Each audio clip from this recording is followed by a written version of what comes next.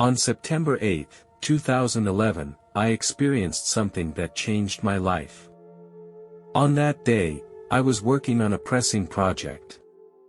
At some critical stage of the project, my colleague and I disagreed on a decision.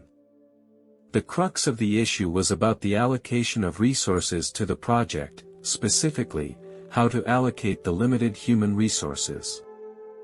I believed that the resources should be allocated to our team. However, my colleague disagreed and insisted that the resources should be allocated to the project he was responsible for. We had a heated debate on this issue, giving each other our respective views and reasons. This disagreement gradually evolved into an argument. After work that day, my mood became very bad. I decided to go to a nearby bar in the hope of soothing my mood. It was about 10 p.m. when I decided to drive away from the bar. This was a very dangerous and unwise decision. After I drove some distance, my eyes began to become heavy. Despite the fact that I felt tired, I did not take appropriate measures. Slowly, my eyelids became heavier and heavier. My consciousness began to become blurred. Suddenly, I heard the shrill sound of a car horn. When I opened my eyes, I realized that a car was coming towards me from the opposite side. I hit the steering wheel hard to the right. My car ran off the highway. The vehicle crossed a farm field and my body swayed uncontrollably. Eventually, my vehicle hit a tall utility pole with a terrible crashing sound. My head began to ache violently and a rush of blood blurred my vision. My life was slipping away. In that moment, I tried to stay conscious, but my body became weaker and weaker. After a while, I felt myself being drawn by some invisible force that took me into the dark unknown. Then I heard someone calling my name. With great effort, I raised my head and saw a beautiful angel. This angel had very long blonde hair that fell like a golden waterfall. Her eyes were a deep blue, clear and pure, as if they could see into my soul. Her face was full of compassion and made me feel very at ease. She wore a long, white robe. Her beauty came not only from her appearance, but also from a divine aura that transcended humanity, radiating infinite light and love. Her presence warmed me. She reached out a hand and said to me, "Come on, take my hand, we don't have much time." I didn't understand what was happening, but this was not the time to question it. With her warm gaze, I took her hand without hesitation. At that very moment, I heard a soft thud. It was as if my body was free from the bonds of gravity, and a feeling of lightness and freedom filled my soul. My soul left my body as if floating in some unknown space. Then the angel began to soar swiftly into the night sky and I felt myself being taken off the ground. I looked down and some strange creatures were staring up at me. The creatures looked so monstrous that it was as if they were from hell. Their bodies were twisted and deformed, their skin filled with cracks. Their heads were strange and terrifying, and their eyes were like blood-red flames, their pupils filled with an evil glow. These creatures seemed hostile, and their presence frightened me. They tried to approach me as if to drag me into an abyss of darkness. The angel calmly told me that these spirits were cursed. She went on to explain that I was safe here and did not have to worry about these cursed souls.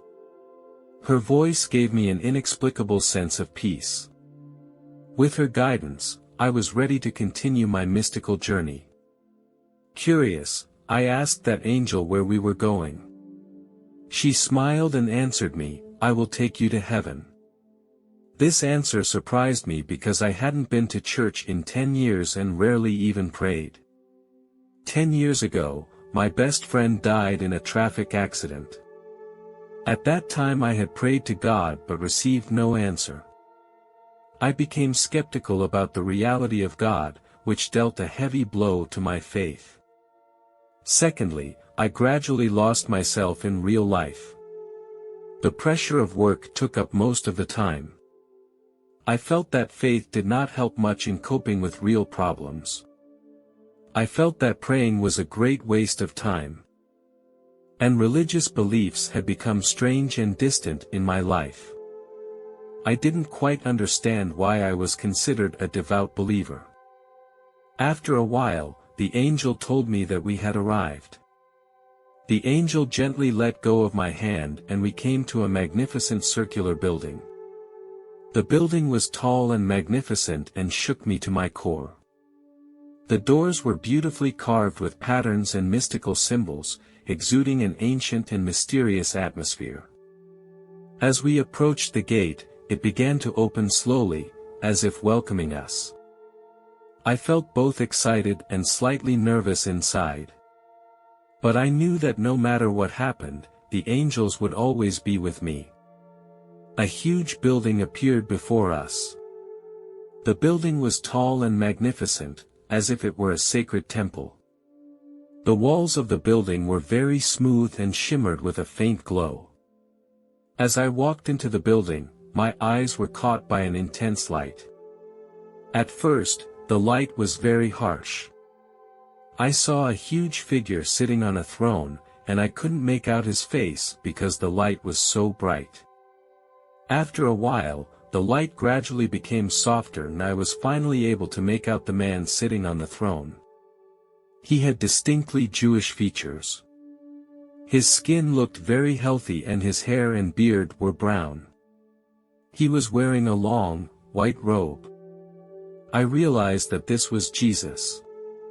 He said, "Welcome, my child.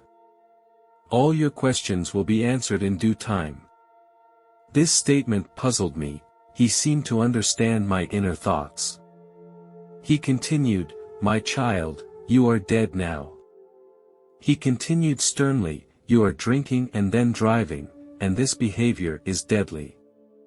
This is not what you set out to do." I felt guilty and ashamed. I had tried to hide everything, but in this place it seemed there were no secrets to hide and everything was exposed to him. He seemed to see my confusion and he went on to say, "You are not here to be punished, your judgment day has not yet come." Then why am I here? Jesus sighed in disappointment and seemed to regret my attitude. "You are here," he said softly, "to reflect on what you have done in the past." No sooner had he said this than I saw the scene from the car accident that occurred and the images kept coming back to me. My car had crashed into another car that held a couple and their daughter. The force of the impact totaled their car and they were tragically killed on impact. The little girl ended up quadriplegic. After watching this scene, I cried out loud, "Why did you make me see this?" I felt like my insides were in agony like knives. Jesus responded, "Show you this so you can be a better version of yourself." I didn't know what was going to happen next or what this place really meant to me. I felt frustrated and self-condemned. I was a complete wreck.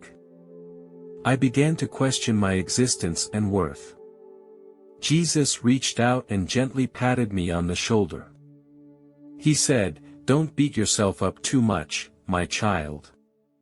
You were not brought here to be plunged into self-doubt and confusion, but to make you realize something important.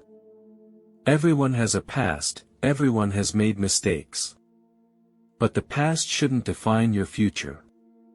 You still have a chance to change and become a better version of yourself." I felt understood and accepted, and it was an unparalleled comfort to no longer feel alone and self-conscious. In my next conversation with Jesus, his words seemed to contain a warning. Jesus reminded me that mankind is destined to destroy mankind. You have done so countless times and will do so again. Jesus then showed me a series of amazing images, each one a part of human history.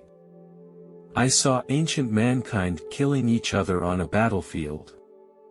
The battlefield was covered with sand and smoke, and the warriors were armed with all kinds of cold weapons. It was a brutal war, with people fighting for territory and power. The soldiers' armor was covered with blood and mud. The battlefield was filled with the smell of death. Soldiers struggled in the chaos, fighting to the last ounce of their strength for survival and victory.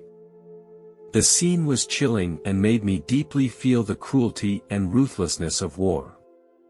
Time and again, wars in human history have brought great suffering and destruction.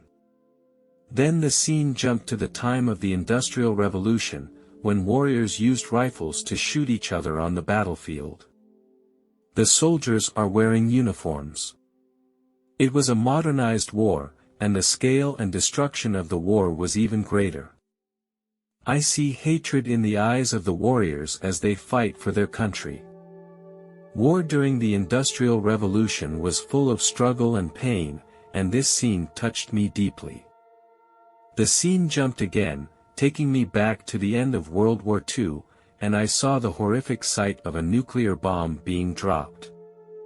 A huge atomic bomb exploded overhead, creating a huge mushroom cloud, complete with a devastating fireball and intense radiation. This explosion instantly destroys the city of Hiroshima, and the city is reduced to rubble. The scene jumped again and I saw an even more horrific future war. The scale and lethality of this war was horrific.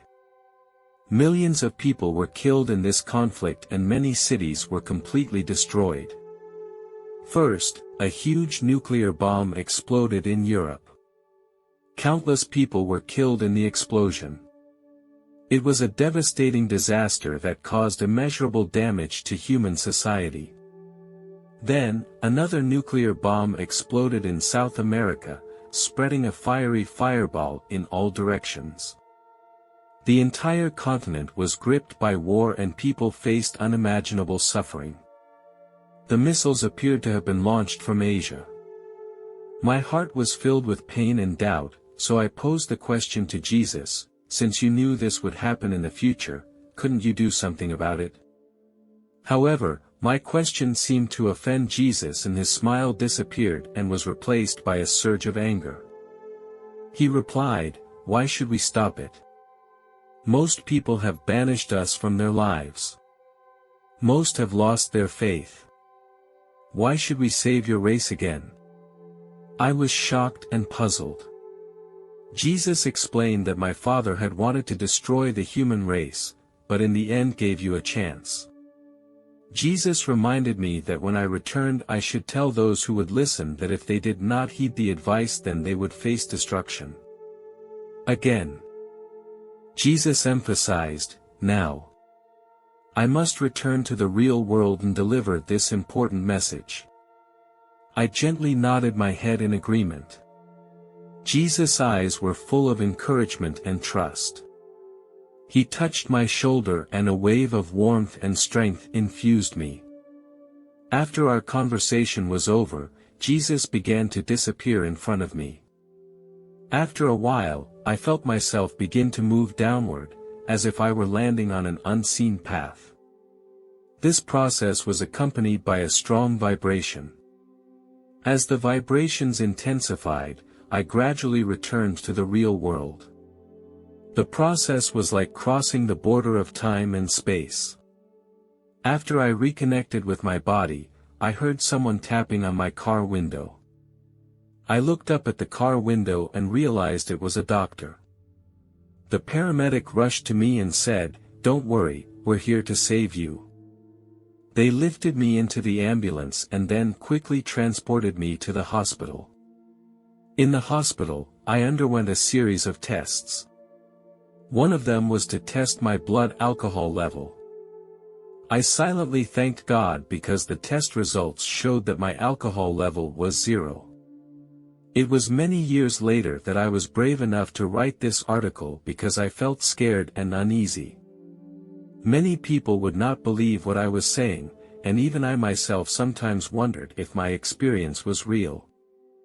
I share this story here, not to garner sympathy, but to convey a message. I know that Jesus is coming. This is an urgent and important message, and I want people to listen and respond positively.